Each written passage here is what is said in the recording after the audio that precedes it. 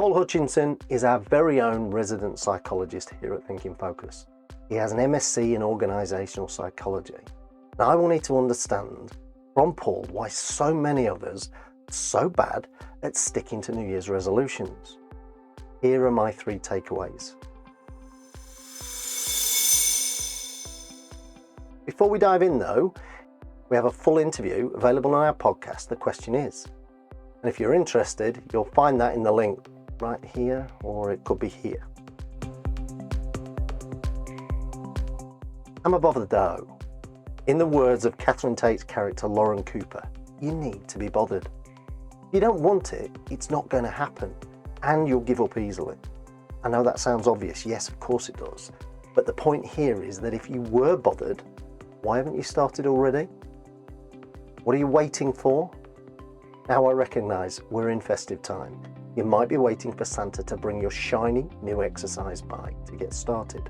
But if not, what is stopping you? What do you need to get started? Make your goals easy, literally unfailable. Find something you can do every day or every week that is so easy it's never going to stop you from doing it. Let's say you want to get fitter. That's topical this time of year. You might choose to do some exercise. Let's say you pick press-ups. You can just as easily choose to run or to walk or to do sit-ups, but you get the point. Start with a goal of just 2 press-ups every day. That's doable, right?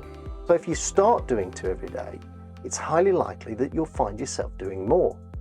The hardest press-up, of course, is the first one. So if you can do 1, you can do 2. While you're down there doing your press-ups, you think, well, I may as well carry on. And you do 10. Before long, 10 turns to 20. And before you know it, you're doing lots every day.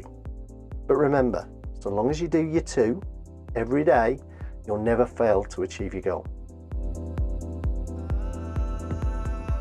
It's about habits. When you do something for a sustained period of time, it becomes a habit.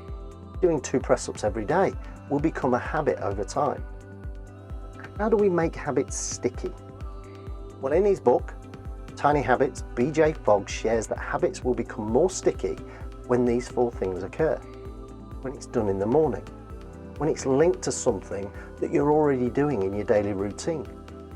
It's to be easy, and it makes you feel good. So let's think about those press-ups, or other goal you might have chosen. How could you do this first or early in your day?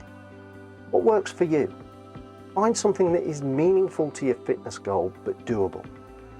Morning is linked to Fogg's findings, but if you have a busy life, you can do it later. It's your goal.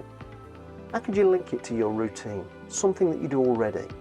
Could you do it whilst waiting for the kettle to boil, for your morning cuppa, before or after you brush your teeth, before or after the school run, for example? What would be doable if you had to do it every day or week? Is it easy, almost unfailable? Choose a number that works for you, one that you can do no matter what, like 2 press-ups a day. How does it make you feel? Well, for most of us, the sense of achieving our first goal of the day will make us feel good, and we'll feel even better if we go beyond our goal. But 2 is the goal. No one says you can't do more or set your goals higher, but make it easy and doable. Am I bothered? You've got to want it. Otherwise, you will waste your time and get disappointed. But if you are bothered, stop waiting to start. Get on with it. Make it easy. Set unfailable goals. Go higher, yes, absolutely, but never miss. But if you do miss, for whatever reason, don't sweat it. You can always go again tomorrow. Harness the lessons of tiny habits. Do it in the morning. Make it easy. Attach it to something you're already doing, and make sure it makes you feel good. Okay, if you found this video helpful, you know what to do. Check out the podcast where Paul delves into much more detail. Thanks for watching. I'll see you next time.